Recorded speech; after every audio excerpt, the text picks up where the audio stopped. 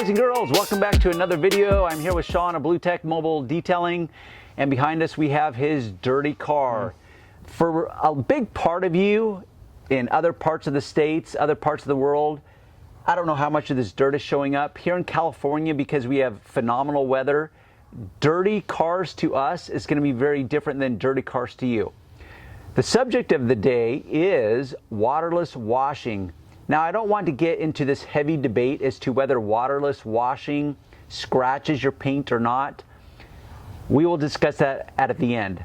What I want to talk about more is this product by CSI, their Q-7 wax, and me going off the reservation, formulating, for lack of a better word, my own kind of blends, tweaking products. If you've been following me along for any length of time, you will know that I tend to go off the reservation. I will take a particular product, and regardless of what it says on the directions, because that is the rule, is that you always start with the manufacturer directions. That's the rule.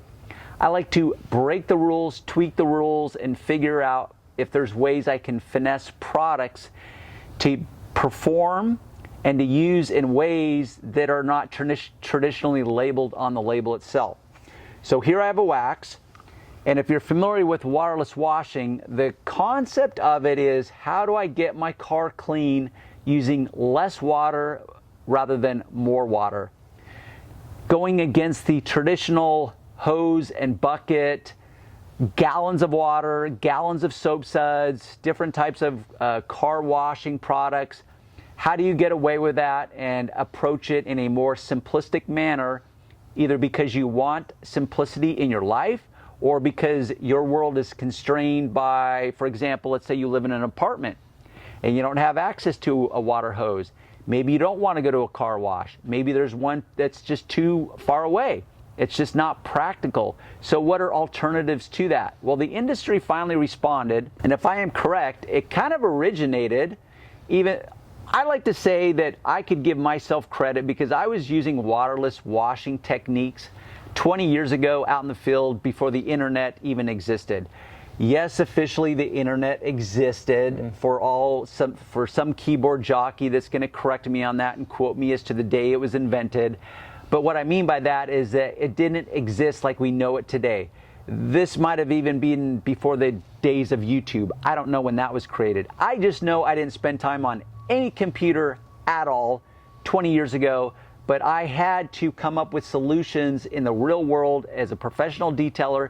So me and my guys, as in my crew, we started experimenting. Waterless washing now has become very popular.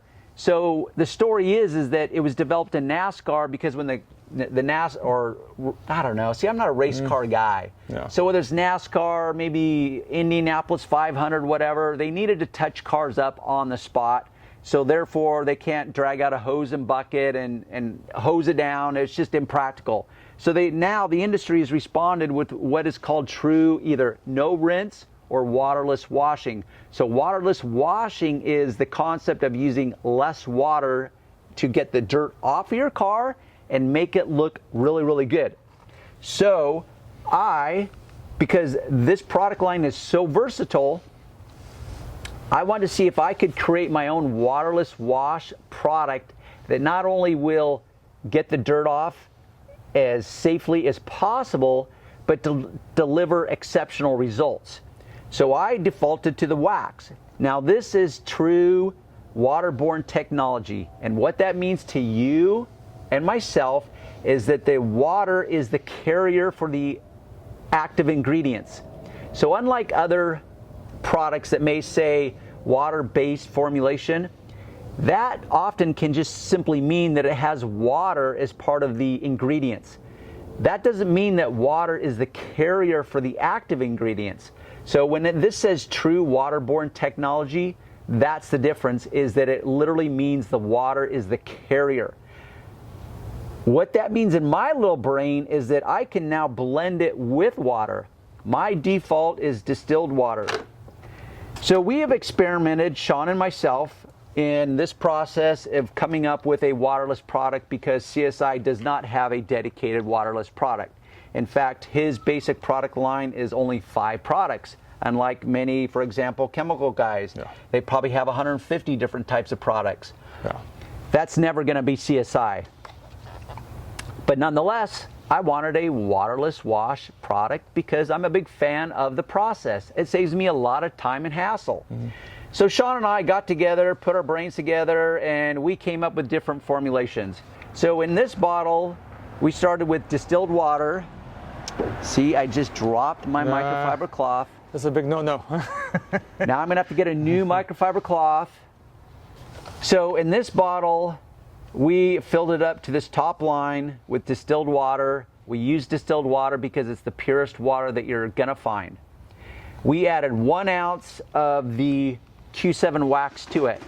Now you shake this up prior to it. We have tested this, it performs very well. What I wanted to see if I could do is infuse more of the wax to it and maybe find the ultimate winning combination. So I've shaken this up. Here I have a measuring cup and I'm going to measure 2 ounces, which is right at that line. So 2 ounces. Sean, maybe you can cap that for me. I have filled my bottle up to this first line with distilled water. I'm going to add the 2 ounces of the Q-7 wax.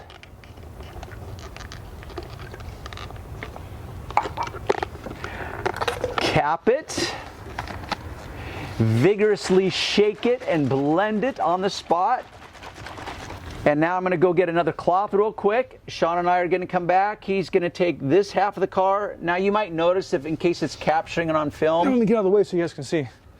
We've already been doing a little testing prior to this moment.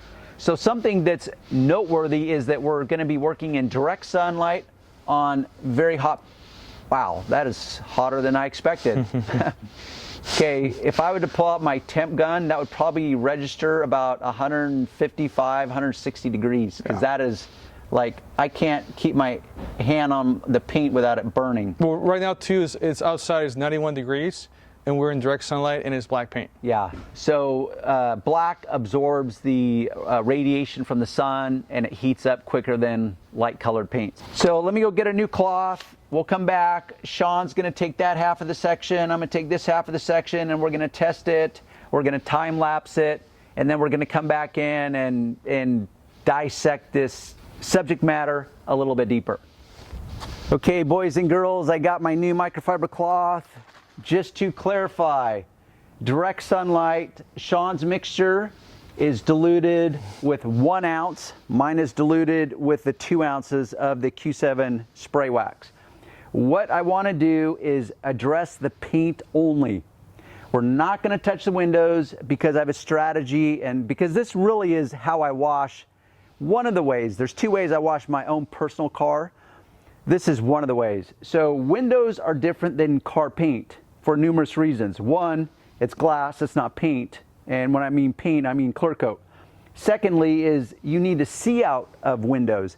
So sometimes if you wax or use a wax on a front windshield, it will create an unwanted effect as far as the way the sun catches the lighting, and it could be sometimes dangerous.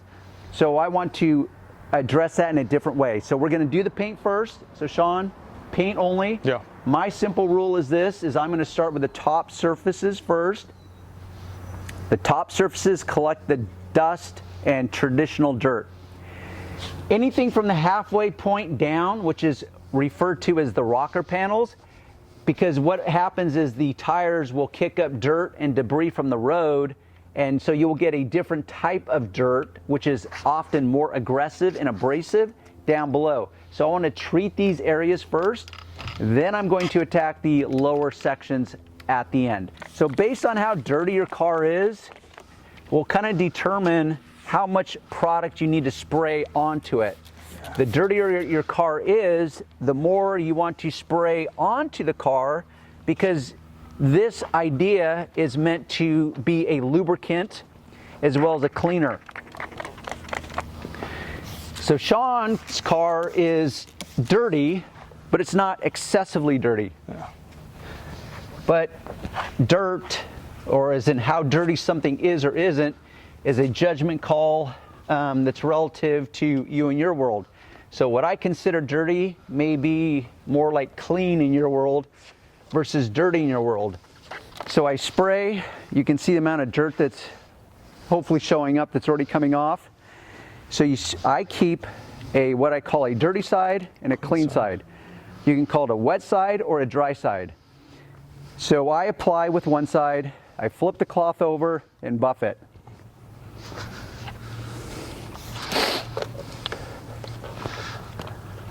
So I wipe it, flip it over, and buff it. Wipe it, flip it over, and buff it.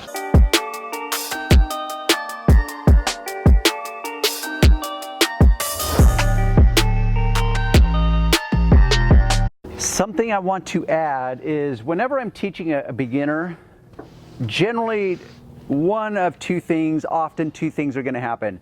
One, they're going to usually use more product than they need to. Only you can decide what that winning balance is for you, whether you're polishing paint, using dressing on the sidewalls, in this case a waterless product. That's where you're going to have to figure out what that winning balance is for you as to how much you use. I just know as people, we're trained to think that if this amount is good, then more is always better. Well, sometimes more is just more, and sometimes more is actually worse because now you're managing too much product, you're wasting product, or you're creating other unwanted situations. That's where you got to decide. The second point I want to address is beginners. When they attack paint, like let's say they're waxing it, or they're using a quick detailer, they will like go in level 10 and they'll literally rub, it's like they're trying to rub the dirt into the paint. So there's a difference between rubbing the dirt into the paint versus wiping it off as gently as possible because you want to just pull the dirt off of the paint. So it might seem like a subtle nuance to you, but when you see a guy do it for the first time, it can become very disturbing very quickly. Where it's like, dude, okay, you're not trying to polish the paint with your dirt. We're just trying to get the dirt off the paint in the most safe and friendly way as possible. So that is the difference, is you want to wipe it off. Of course, you're going to have to apply enough pressure to do the job, and that's where you're going to be required to finesse the moment based on your unique situation, your car, the color, the amount of dirt, direct sunlight, shaded surface, in the shade, whatever. There's a lot of moving parts to any equation of the detailing process, but that's just something I wanted to highlight for you guys out there if you're beginners. See the dirt, begins to accumulate, and once again, this is where you're gonna have to decide. So there's guys that will just use a single cloth, they'll just continue to flip it over. Some guys will use a dedicated cloth just for the first initial cleaning, and they'll use a separate cloth to buff it off. I generally default to, I'm going to use a cloth to the point where I think it is still safe until it becomes what I consider unsafe or too damp with product to become effective. Meaning now I'm managing an overly saturated cloth that's causing me problems because I'm managing too much dirt and liquid, and I'll just switch out the cloth. So that's, once again, that's where you've got to decide what works in you and your world based on your situation. So far, my cloth is still performing adequately. Once again, I'm going to keep to the halfway mark over first. Now you will come across spots like, for example, bee pollen that is it really likes to cling to life. So you may have to treat that. For me, it's just as simple as getting it off with a fingernail. Fingernails, despite maybe what you've heard on YouTube, are actually very useful tools. As a rule, your fingernail material is softer than most clear coats. So your ability to scrape it along the clear coat, in most cases, is completely safe, unless of course you have a very sharp jag, unless of course you have a very sharp edge to your fingernail. Then you may want to rethink that strategy. How's your cloth holding up, Sean? Yeah, I already flipped it the other way. But it's good. This car, what I like about this car, That is not very big, it's small. Where I basically just need one. I'm sorry, two towels, because you're using the other one. Yeah. Yeah. Because we're working in direct sunlight, even though a formulation says specifically you can use on hot paint in direct sunlight, it is always going to be more difficult to do that versus in the shaded, cool surface. So I don't care what the manufacturer says, you just need to accept certain constraints, which is hot paint, direct sunlight is going to add like chemistry or variables to the equation that you're going to have to adapt and work around or work with, and that's where finessing comes in. So if you see some unwanted streaks, you may have to say like, oh, okay, once again, that's a trade-off. I can work in a hot paint, totally acceptable, but because it flash dries very quickly because the paint is that hot, I either need to use more product to kind of cool the surface down as I'm working, or I need to come back in with my damp side and finesse particular areas of the car that I'm not obtaining the true desired results. But that's just a given with any product. So far, I'm completely impressed. I like my formulation. Sean, you have the 1 ounce formulation.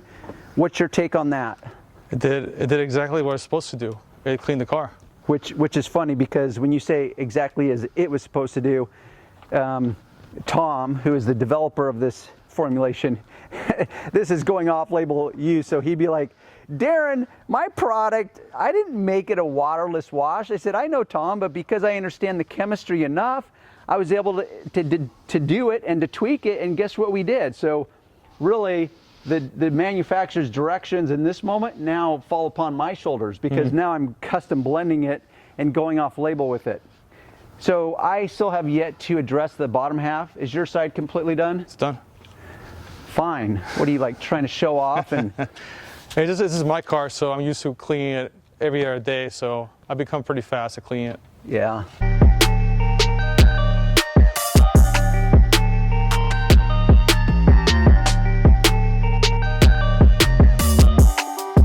And at this point, I'm impressed. Now I've got a clean, shiny car. Obviously, the windows aren't done.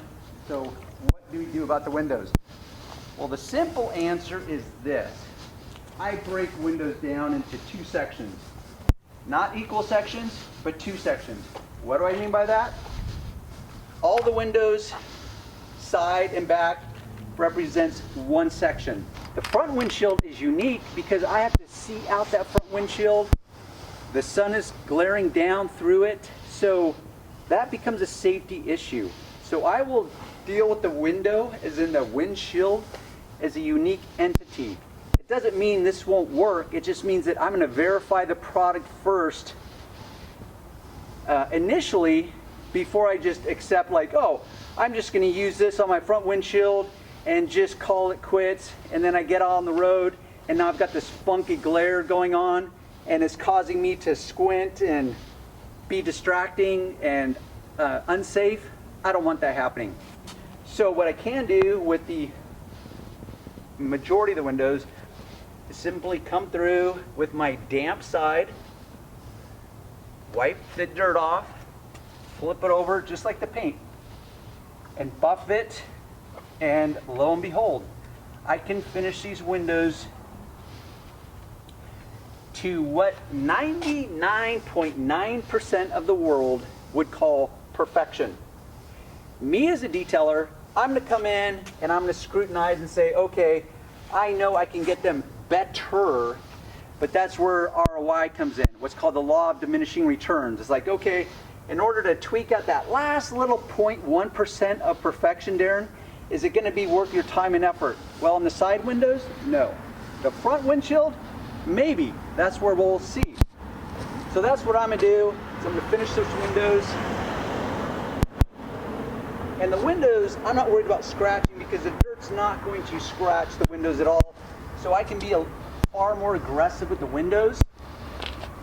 And also because I know I want to see out of them as well as see into them. It is a different scenario than dealing with car paint. Car paint, you can't get underneath it and look out of it. You can only observe it from outward onto it.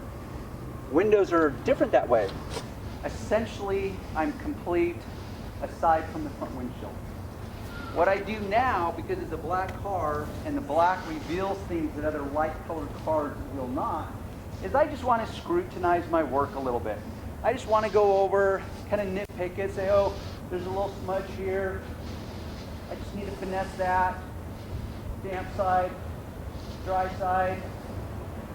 And there might be a situation where I really left more dirt than I can just finesse away. So I'll just re-engage with a little bit more spray. This is where finessing comes in. And even in the shaded, cool surface, you're still going to have to finesse, because I guarantee once you're done in the shade, if you're working in the shade, you're going to come out and the sun anyway. Because that's where most of us like to admire our cars. So this is where I'm just going to go around, decide, okay, do I want to finesse? What level of perfection can I even determine with my own skill set of my eyes? What level of perfection am I requiring in this moment? Maybe I'm trying to do this before work. I've got 10 extra minutes. I want to spruce up my car very quickly. So I could just call it good enough in the moment based on the context of my life. But let's say I'm going out on the weekend and I want it more perfect. So you go in and you scrutinize it further and you tweak it and finesse it further. It's as simple as that. So with that said, let's come in and check it out together. And once again, I never know what the lighting's going to pick up. And this is an imperfect car. And what I mean by that is, Sean, how many miles are on this car? 72,000 miles. 72,000 miles, which is a fair amount of miles. It's a 2012, but it was produced in October 2011. Yeah, and you drove this from what state? From here, California to Texas. Okay, so it's got a It's 1,500. healthy amount of road rash on the front end also. It's 1,500 miles there, and back, so about 3,000 miles. At this point, we have the front windshield. There's a couple of ways you can handle the front windshield, because to me, this is worthy of a separate entity, because I have to view out of it while I'm driving. I want to be as safe as possible. So we've still got plenty of dirt on the front windshield. Now I can take my used cloth and I can knock off the majority of the dirt, like so.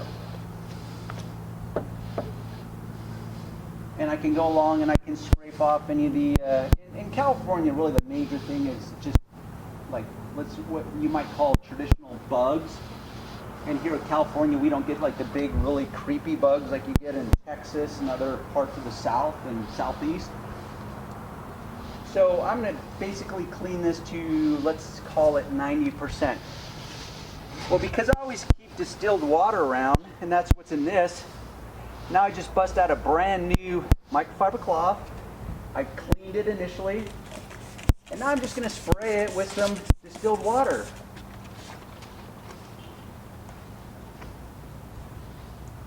And now I know that my windshield will be safe, it will be clean, and once again, I always use the wet, keep a dirty side and a clean side. I'm going to also, on this application, turn the cloth over and buff it to perfection. Now I know not only is it clean, but I also know now it's safe. And I don't have to worry about possibly some unwanted effects of the wax. If that were the case, I'm pretty sure it wouldn't, but I want absolute clarity for the front windshield. Okay. Boy, you would think because I'm breathing so heavily, I never spent a day in the gym. I know, it's weird. In closing, what I want to add, guys, is a couple things. First off, I would be curious as to what your off-label uses have been yourself. What products have you tweaked? Specifically, how you tweak them, what application, if you're willing to share, because I know a lot of us, we become like these mad scientists. It's like, oh, I've got my secret recipe and I'm not going to share with anyone. So if you're willing to share, we'd love to hear it. I would love to hear about it. Tell me what you do. Tell me what, a product, what it's intended for, but how you went off-label and did it. So that's what I'd like to hear. By all means, if you like what you see, give it a thumbs up. But leave me comments. You know, maybe we could just start a debate, because I am going to do a very comprehensive detail on the pros and cons of waterless washing, because the initial debate is always like, oh, it's going to scratch my paint. Well, that's where I want to come in and apply voice of logic. I'm not going to do that in this video. So just know that right now I'm going to give this product a thumbs up. And by this product, I mean our formulating that we took it upon ourselves arbitrarily of a particular product, and we went off the reservation to create our own mad scientist product called a waterless wash. I'm going to give it a thumbs up. I like the appearance. I like the way it feels. I know there's now wax on it, so that will help extend the base coat of wax that's already there. So to me, this represents what I call a winning combination for many of you in your busy lives, because I know I have a busy life, so I embrace this fully. We will see you on the next video.